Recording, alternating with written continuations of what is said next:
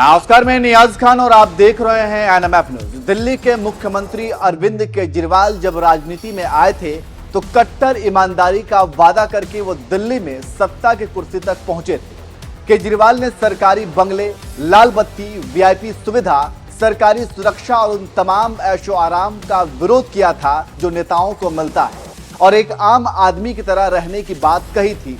केजरीवाल की इसी चिकनी चुपड़ी बातों में आकर दिल्ली की जनता ने केजरीवाल को 3 बार सीएम बनाया, क्योंकि उन्हें लगा कि वाकई केजरीवाल ने जो कुछ भी कहा है उसे पूरा करेंगे। लेकिन आम आदमी की तरह रहने की बात करने वाले दिल्ली के सीएम और उनके विधायक कब आम आदमी से खास बन गए पता ही नहीं चला। सच पूछिए तो वे कभी आम बने ही नहीं। सरकारी बंगले, लाल बत्ती, सरकारी सुविधा, सुरक्षा पर लंबी लंबी छोड़ने वाले केजरीवाल और उनके मंत्री विधायक इन तमाम सुविधाओं का लाभ उठा रहे हैं। आपको ये पता ही होगा कि अरविंद केजरीवाल पर अपने बंगले के रेनोवेशन के नाम पर 53 करोड़ रुपए खर्च करने का आरोप लगा है। अब जरा सोचिए, कट्टर ईमानदारी की हामी भरने वाले केजरीवाल पर सिर्फ बंगले के रेनोवेशन के नाम पर 53 करोड़ रुपए खर्च करने का आरोप है, तो इससे आप अंदाजा लगा सकते हैं कि ये आम आदमी किस ऐशो आराम से वीआईपी जिंदगी गुजारता होगा। हालांकि इसमें कितनी सच्चाई है वो जांच का विषय है, लेकिन इस पूरे मामले में सीएम केजरीवाल अब बुरी तरह फंसते नजर आ रहे हैं, क्योंकि गृह मंत्रालय ने अब केजरीवाल के खिलाफ कड़ा एक्शन लिया है। तो क्या है वो एक्शन, हम आपको इसी वीडियो में बताएंगे। लेकिन उससे पहले चलिए आपको थोड़ा मामले की जानकारी दे देते हैं।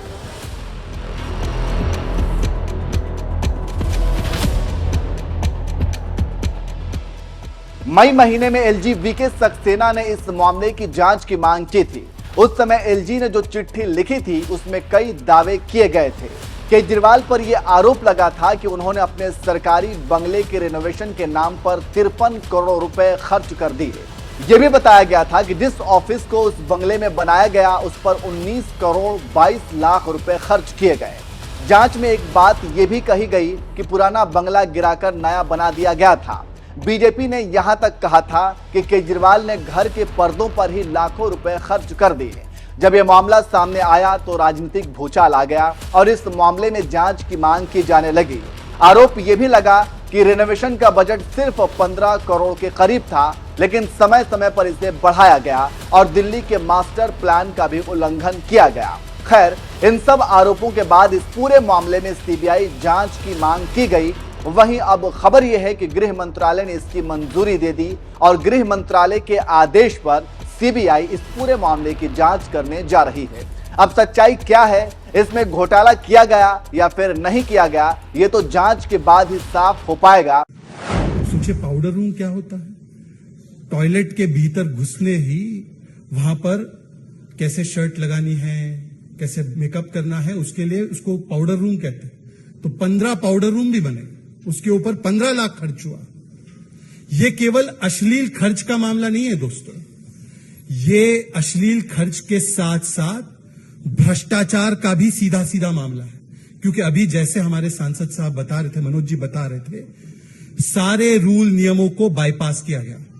आपको पता होगा, कई मीडिया के लोगों ने स्टोरी भी की है और इसी मंच से वो स्टोरी हमने उस पर पीसी भी की है, हमारे अलग अलग नेताओं ने दिल्ली के, कि हर खर्च को 10 करोड़ के नीचे रखा गया। 9 करोड़ 99 लाख 999 रुपए रखा गया, ताकि 10 करोड़ पार होते ही जो प्रक्रिया आती उसमें वो प्रक्रिया से बचा जा सके।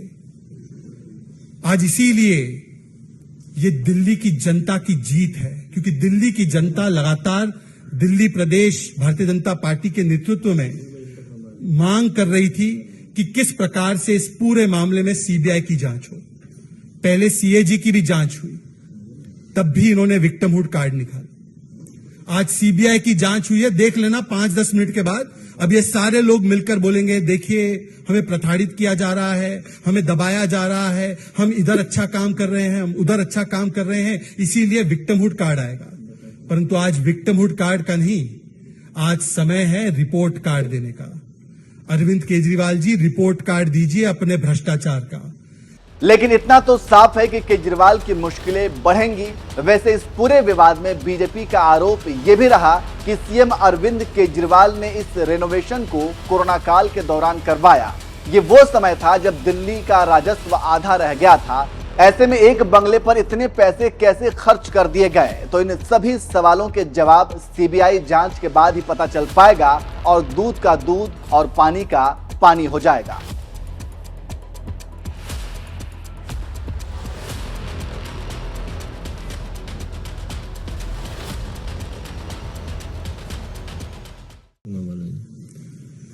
मित्रों, ये पूरा का पूरा प्रकरण केवल एक घर के रेनोवेशन का नहीं है, बल्कि मानसिकता के रेनोवेशन का है।